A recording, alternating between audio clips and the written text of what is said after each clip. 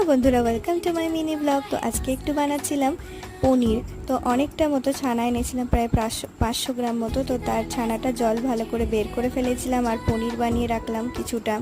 আর সেই ছানা থেকে খানিকটা পরিমাণে বেঁচে গেছিলো ছানা, তো সেই কারণে ওটা দিয়ে রসমালাই বানিয়ে নিয়েছি ছোট্ট ছোট্ট করে। আমার ছেলে প্রায় বাড়ি মানে বায়না করতে থাকে যে রসমালাই খাবো রসমালাই খাবো। তো চলো আজকে একটু রসমালাই বানানো যাক। তো পনিরগুলোকে বানিয়ে ফ্রিজে রেখে দিলাম আর এখন রসমালাই বানাবো। অল্প একটুখানি দুধ ছিল, দুধটা শেষ হয়ে গেছিলো, আর একটু বেশি দুধ হলে বেশ ভালো হতো।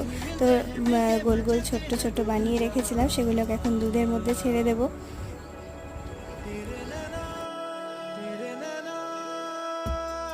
এবারে দিয়ে দেবো পরিমাণ মতো চিনি আর একটুখানি এলাচ গুঁড়ো দিয়ে দেবে। এলাচ গুঁড়ো না থাকলে একটুখানি ক্রাশ করে দিলেই দিয়ে দিয়েছিলাম, তো গোটা গোটা একটু আছে।